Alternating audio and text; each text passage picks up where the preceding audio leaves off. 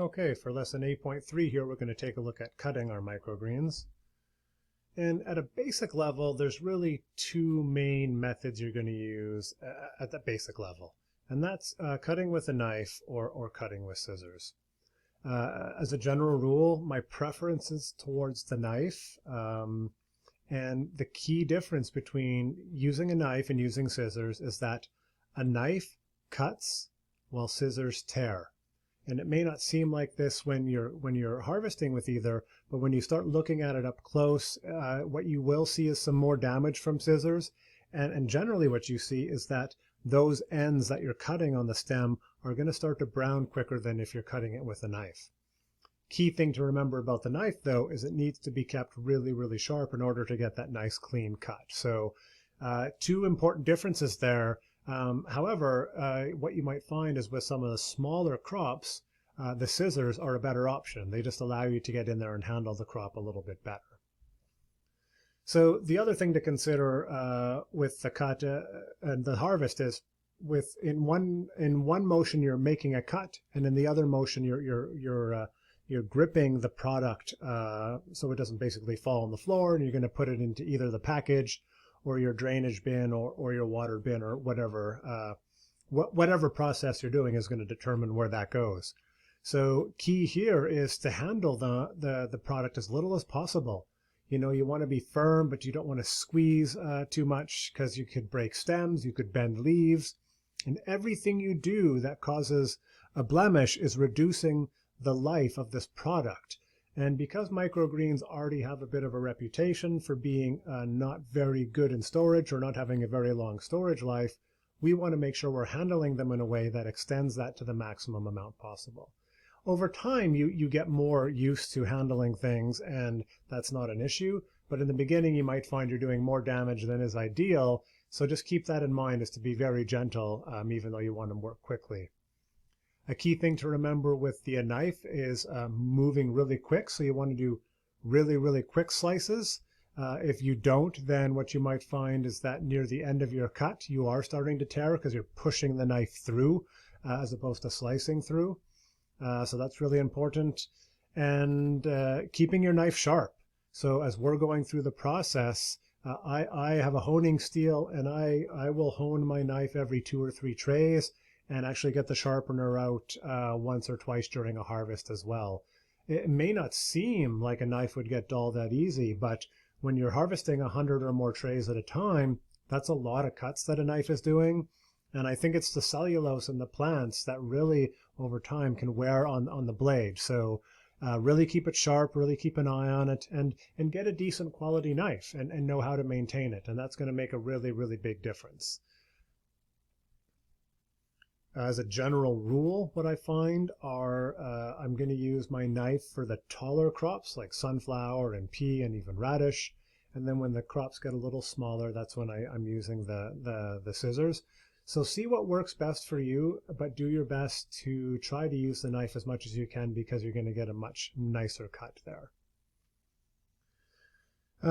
So the knife and the scissors are the basic options, and it's really probably the best place to start if you're starting off on a smaller scale and growing your production, which is the usual case.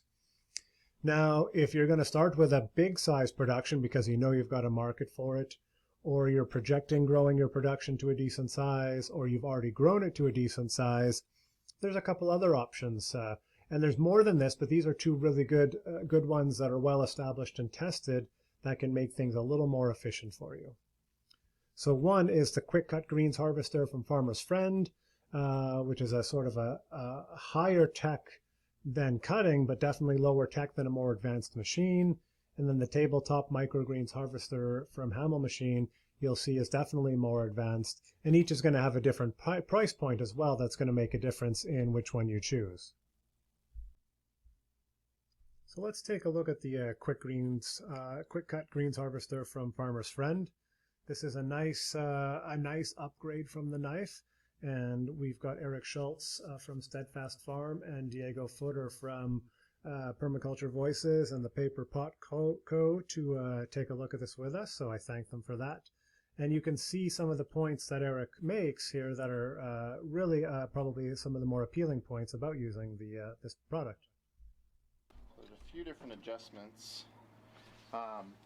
Most of them are height related, and then the angle on the table. So if you have like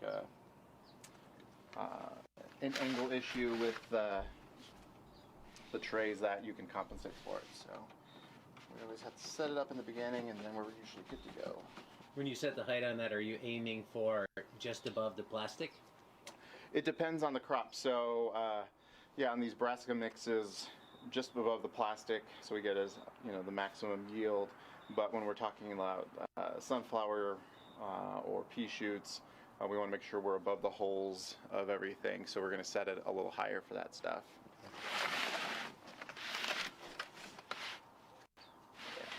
So we're good height-wise, but I can see it's angled down a little bit, so I just turn this knob and I can level that out. We're good to go. So, and it's a real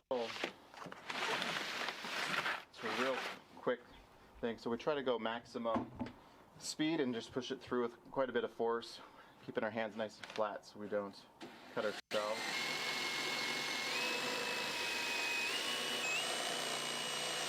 And as you're cutting, this hinges, just dump. Yeah, so no disconnect. Right. Makes it fast. Yep. Okay, so we got to take a look at the quick cut greens harvester. Now let's take a look at a slightly more advanced machine to see what else is on the market. And I think you can tell from this already you're going to get something that's a little higher end, higher priced. And the question would be whether this is going to do a better job for you than cutting or using the quick cut greens harvester.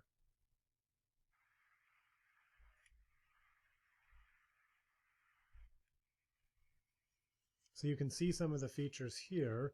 You've got the conveyor that moves the product up once it's been cut. You can see here this sort of covered area which keeps the tray protected and also keeps the user away from the cutting mechanism. Here you can see he's going to push the first tray in with the second tray, which is a good way to keep your hands as far away from the cutting mechanism as possible. You've got a bin up at the top to catch things, and then you can see the spent tray gets cut or gets pushed out in the back there. And there is somebody there to catch it, though you could easily put a ramp there to just have it slide down on its own for sure. What you might notice is that, this actually is, at this pace, is actually quite a bit slower than the greens harvester. So you need to think about what your goals are when using a cutter like this, whether it is speed or consistency. And you can see just a little bit left over at the end there. That would be easy to catch with a little tray at the end.